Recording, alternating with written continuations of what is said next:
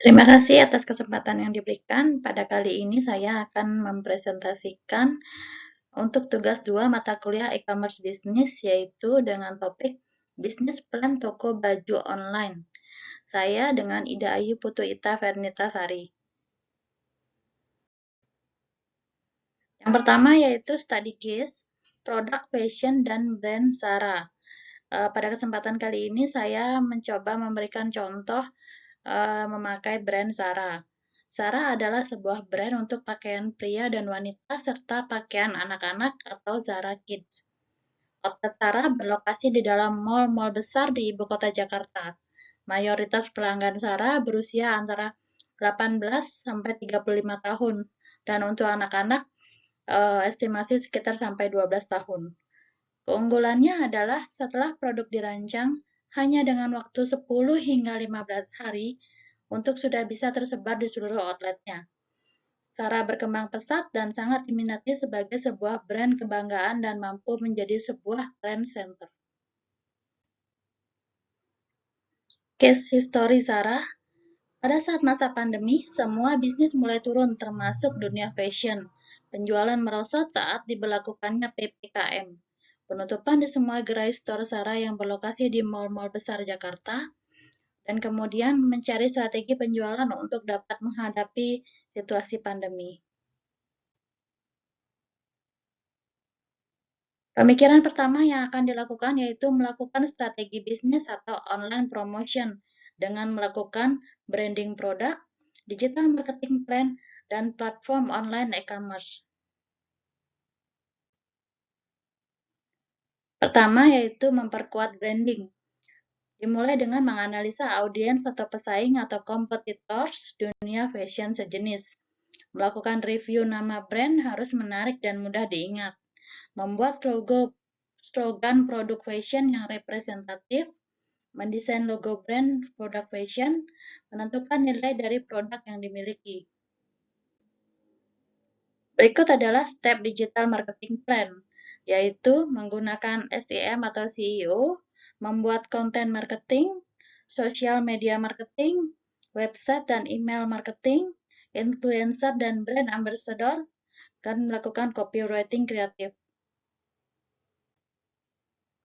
Dengan menggunakan teknik marketing yang sedang trending saat ini, sangat membantu meningkatkan penjualan dengan biaya yang terjangkau.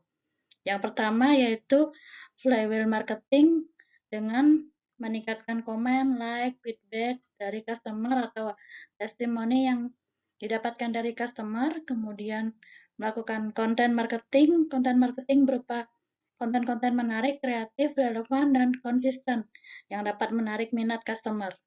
Kemudian, influencer brand ambassador.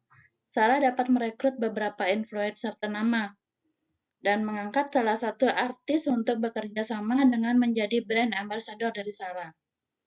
Kemudian melakukan endorsement, sponsor, dan advertisement. Zara dapat memberikan endorsement kepada public figure, klub turnamen, atau menjadi sponsorship sebuah pertandingan, sehingga dapat memasang iklan pada event tersebut. Berikut ini target capaian atau business goal yang diharapkan. Pertama, dapat meningkatkan brand awareness. Kedua, menghasilkan peluang baru. Ketiga, mendapatkan goal target sales. Yang terakhir yaitu satisfaction dari customer. Untuk marketplace, yang pertama dilakukan yaitu tingkatkan promosi pada marketplace seperti gunakan semua marketplace yang ada dan relevan, memanfaatkannya dengan maksimal. Pada Shopee, Tokopedia, Lazada, dan lain-lain yang sangat membantu penjualan Zara saat ini. Kemudian gunakan iklan online. Aktifkan iklan online Zara pada setting sosial media yang dimiliki seperti Instagram, Facebook Ads, TikTok, dan lain-lain sehingga selalu terlihat oleh calon pembeli dan menjadi ajang promosi juga. Kemudian buatlah momen dalam setiap promosi.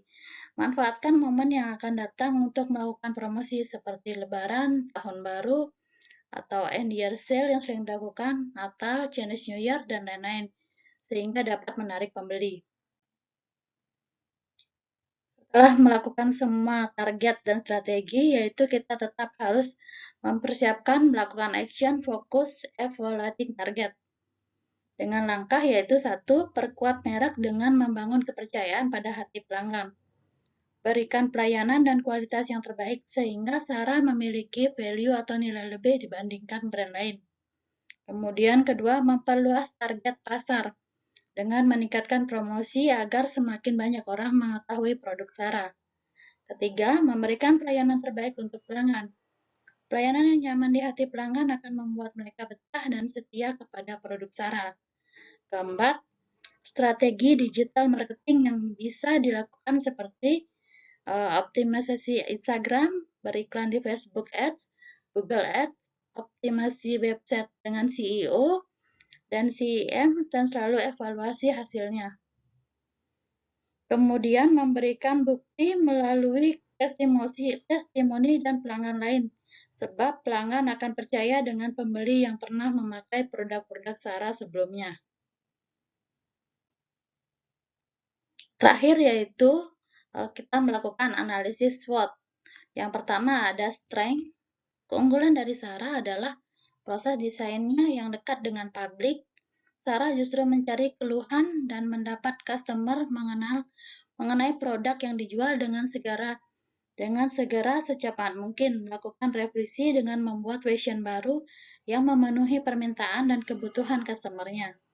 Sarah menampilkan desain minimalis, elegan yang dapat bersaing dengan brand-brand sejenis. Yang kedua, weakness. Yang membuat Sarah unik di dunia fashion adalah komitmennya untuk merevisi koleksinya setiap 2 minggu sekali. Komitmen ini membuat Sarah berada di puncak industri. Tapi ujungnya adalah penyebab kelemahannya yang paling mendesak. Ketergantungan pada toko konvensional, pandemi membuat Sarah juga harus menutup seluruh outletnya. Dengan kebijakan pemerintah yang membatasi kerumunan termasuk pembukaan mall yang sangat berdampak pada industri fashion. Mulai dilakukan penjualan secara online meskipun penjualan online meningkat, penjualan hanya mencapai 89% dari tahun 2019. Kemudian yang ketiga yaitu opportunity. Siklus pengiriman cepat pelanggan mengunjungi toko Sarah rata-rata 17 kali setahun. Ini karena Sarah merespon tren begitu muncul. Saat ini Sarah menghadirkan tren dari awal hingga akhir hanya dalam 2 hingga 3 minggu. Namun di masa depan Sarah bisa lebih mempersingkat siklusnya. Kemudian ramah lingkungan. Menurut Searching General, kelebihan dari 1/3 milenium dan Gen Z mencari lebar berkelanjutan dan ramah lingkungan pada pakaian. Bersama-sama, kedua kelompok ini merupakan 50% dari populasi. Jadi, Sarah harus mendengarkan dan menanggapi kebutuhan yang berkembang saat ini. Kemudian yang keempat adalah threat. Kompetisi terbesar Sarah adalah brand H&M. Namun di ruang online, Sarah menghadapi persaingan dari berbagai bisnis. Namun persaingan hanyalah salah satu ancaman bagi Sarah. Yang paling penting yaitu perang harga atau fast fashion. Sarah menghadirkan tren terbaru dengan cepat dan dengan biaya yang rendah. Namun industri ini rentan terhadap peniru yang mengorbankan perang harga untuk melepaskan diri dari jalur Sarah. Kemudian yang ketiga yaitu COVID-19. Pada kuartal pertama tahun 2020, Inditex melaporkan penurunan penjualan sebesar 44%. Laporan Inditex menyatakan penutupan 88% tokonya karena virus corona sebagai penyebab utama penurunan penjualan Sarah. Demikian presentasi saya. Terima kasih atas kesempatannya.